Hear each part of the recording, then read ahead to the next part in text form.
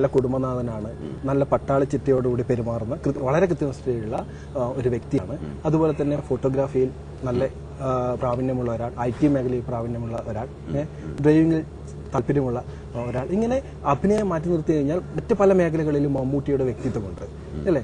ഇതിൽ നമ്മൾ അറിയാത്ത വേറെന്തെങ്കിലും? അറിയായിരുന്ന പോരെ.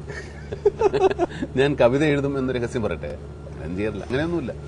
ഞാൻ ഭയങ്കര ട്രാൻസ്പെറന്റ് ആണല്ലോ. നിങ്ങൾക്ക് എന്നെ ഇപ്പൊ ഇത് കൂടെ നോക്കിയാൽ അപ്പുറത്തെ മതിൽ കാണാം. ഞാൻ അങ്ങനെയാണ്. കാരണം എനിക്കൊന്നും മറച്ചു വെക്കാവുന്ന കാര്യങ്ങൾ ഞാൻ ചെയ്യാറില്ല. അതുകൊണ്ടായിരിക്കും.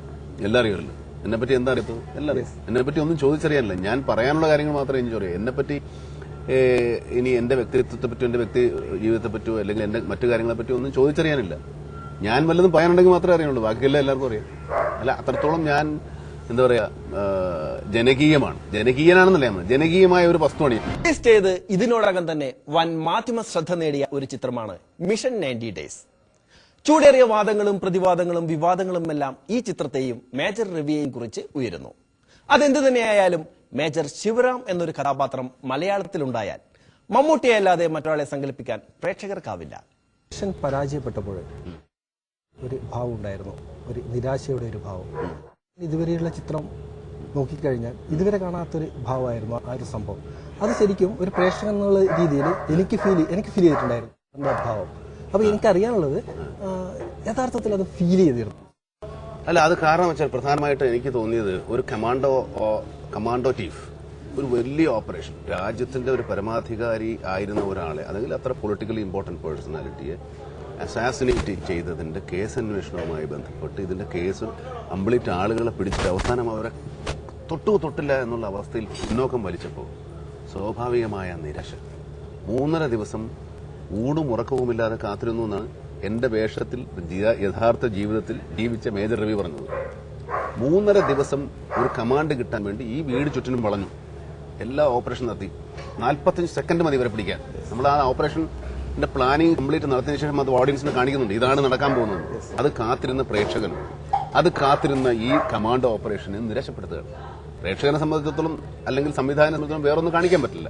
നടന്ന സംഭവത്തെ അനുബന്ധിച്ചുള്ള കഥയായതുകൊണ്ട് നമുക്ക് അതിന്റെ ഒരു ക്ലൈമാക്സ് മാറ്റാൻ പറ്റുമോ? ഒരു തരത്തിലും മാറ്റാൻ പറ്റില്ല. ശിവരശനും കൂടെ ഉണ്ടായിരുന്ന ആളുകളും, ശിവരശൻ വെടിവെച്ച് മരിക്കുകയും കൂടെ ഉണ്ടായിരുന്ന ആളുകൾ സൈനൈഡ് കഴിച്ച് മരിക്കുകയും ചെയ്തതാണ് സത്യം. അത് മാറ്റി കാണിക്കാൻ പറ്റാത്തതുകൊണ്ടാണ് ആ സമയത്ത് 2 കാര്യങ്ങളുണ്ട്. അതിനകത്ത് ഒരു കഥാപാത്രത്തിന്റെ ഫ്രസ്ട്രേഷൻ ഉണ്ട്, നിരാശയും സങ്കടവും ദുഃഖവും. അയാൾ അത് അവസാനം പറയുന്നുണ്ട്. അയാളുടെ മനസ്സിലുണ്ടായിരുന്നത് മുഴുവൻ ഇതൊരു അബോർട്ടഡ് മിഷനാണ്. സത്യസന്ധമായിട്ട് നടന്നിരുന്നെങ്കിൽ ഇത് സക്സസ്ഫുൾ ഓപ്പറേഷനാണ്. ഇതിപ്പോ അബോർട്ട് ചെയ്യപ്പെട്ടു പോയി അല്ലേ? അത് ഛിദ്രമായി പോയി. ആ ഒരു ഫ്രസ്ട്രേഷൻ, ഈവൻ നമ്മൾ ആദ്യം ആരംഭിക്കുമ്പോൾ കഥ പറയുമ്പോൾ തന്നെ ഈ തോക്കും വെച്ചിട്ട് ഇങ്ങനെ ഇരിക്കുന്ന ഒരു പോസ്റ്റർ പോലും പ്ലാൻ ചെയ്തിരുന്നു. കാരണം അയാൾക്ക് എന്റെ സത്യസന്ധമായ രീതികൾ അറിയാമായിരുന്നതുകൊണ്ട്. ഇതൊരു ഫസ്റ്റ് ഹാൻഡ് ഇൻഫർമേഷനാണ്. ഇത് ഇങ്ങനെ ഒരു സിനിമ എന്ന് പറയുന്നത് ഇതിനകത്തൊരു കള്ളത്തരമില്ല, ഒരു വേച്ചുകെട്ടലുകളില്ല, ഒരു സിനിമയ്ക്ക് വേണ്ടി ചേർത്ത ഒരു നാടകീയ രംഗങ്ങളുമില്ല. സത്യസന്ധമായ സമീപനമാണ്. എനിക്ക് തോന്നുന്നത് ഇതൊരു ഒരു ഓപ്പറേഷൻ, അതപ്പോൾ അതിനകത്തൊരു ആക്ഷൻ ഇൻവോൾവ് ആണല്ലോ. അതുകൊണ്ട് മാത്രമാണ് ഇതൊരു ആക്ഷൻ സിനിമയുടെ ഭാവം ഉണ്ടാവുന്നത്. അല്ലെങ്കിൽ ഇതൊരു റിയലിസ്റ്റിക് സിനിമയാണ്, സത്യസന്ധമായ സിനിമയാണ്. അതൊന്നും മായം ചേർക്കാനോ. അപ്പൊ ഇതിനകത്ത് 90 ദിവസത്തെ കഥയാണ്. 90 ദിവസത്തെ കഥ സിനിമയാക്കാൻ പറ്റില്ല. ഇതിനകത്ത് ആകെപ്പാടെ ചെയ്തിരിക്കുന്നത് 90 ദിവസം നടന്ന പല സംഭവങ്ങളും സിനിമയിൽ നിന്ന് അതിന്റെ വേഗതയ്ക്ക് വേണ്ടി ഒഴിവാക്കിയിട്ടുണ്ട്.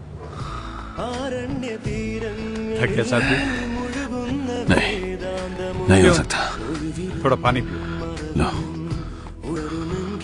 देखो सिंपल सी बात है, लाइफ में पीछे वाला चीज को हमेशा आगे, अब पीछे वाला टांग को आगे डालो बस। पीछे वाले टांग को या साबुन നടന്നു നോക്ക്. अब ये पीछे रह गया ना, ये पीछे रह गया, चलते जाओ.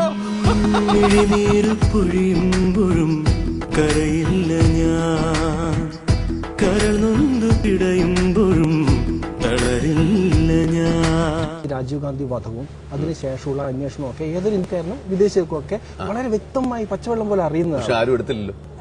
എന്റെ ചോദ്യം വന്നല്ല, പക്ഷേ അതൊരു സിനിമയാവുമ്പോൾ അതിന്റെ ഭാഗമാകാനുള്ള ഒരു വെല്ലുവിളി, എന്നെ സംബന്ധിച്ചിടത്തോളം അതിന്റെ ഭാഗമാകാനുള്ള ഒരു വെല്ലുവിളി അല്ല, അതിന്റെ ഒരു സന്തോഷം എന്ന് പറയുന്നത്. ഇതിപ്പോ ഒരു രാജീവ് ഗാന്ധി എന്ന് പറഞ്ഞ ഇന്ത്യ പ്രധാനമന്ത്രിയായിരുന്ന ഒരു ദേശീയ നേതാവാണ്. ഇപ്പോൾ ഒരു ഇന്റർനാഷണലി അല്ലെങ്കിൽ അന്തർദേശീയമായിട്ട് നമ്മൾ ആലോചിക്കുമ്പോൾ ഒരു ഡിപ്ലോമാറ്റിക് മേർഡറാണ്, ഡിപ്ലോമാറ്റിന്റെ അസാസിനേഷനാണ്.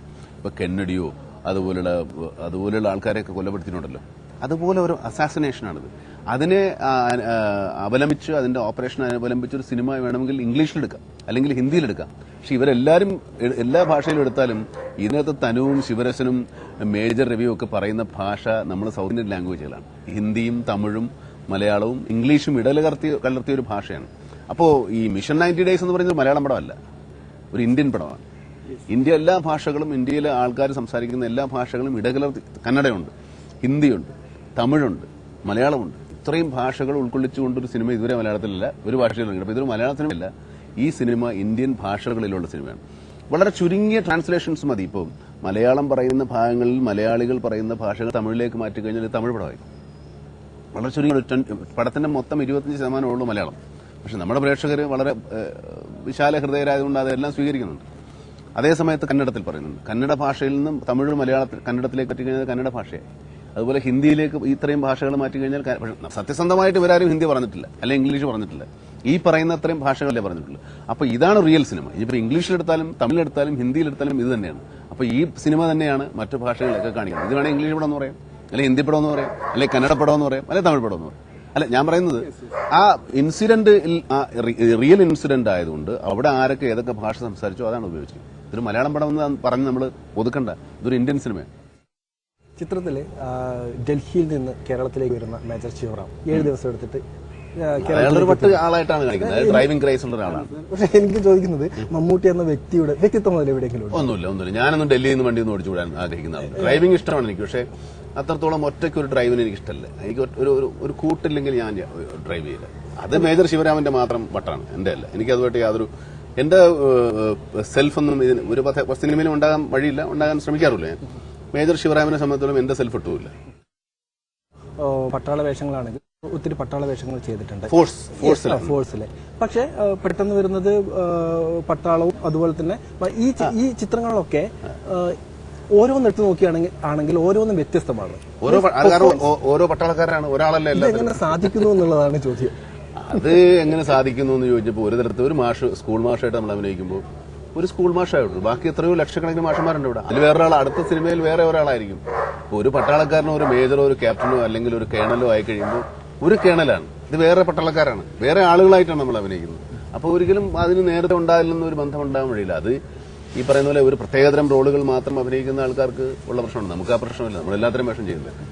അതുപോലെ ഒരു പക്ഷേ ശ്രദ്ധയിൽപ്പെടാത്തൊരു കാര്യമാണ് ഞാൻ ചോദിക്കുന്നത്. നമ്മുടെ മാധ്യമ പ്രവർത്തകരുടെ ഇടയിൽ ഈ അടുത്തിടെയായിട്ട് പ്രചരിച്ച ഒരു SMS, അത് 2020 ഒരു ന്യൂസ് ചാനലിൽ ഉണ്ടാവുന്ന ഹെഡ്ലൈൻസിൽ പ്രധാനപ്പെട്ട ഒരു ഹെഡ്ലൈൻസ്, മമ്മൂട്ടി അദ്ദേഹത്തിന്റെ പുതിയ ചിത്രം അനൗൺസ് ചെയ്തു ആസ് എ കോളേജ് സ്റ്റുഡന്റ്.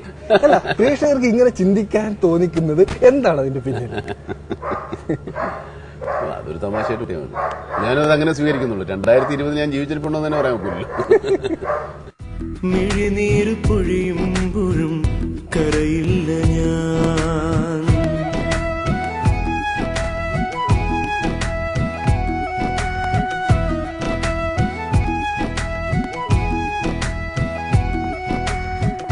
മിഴിനീര് പൊഴിയുമ്പോഴും കരയില്ല ഞാൻ.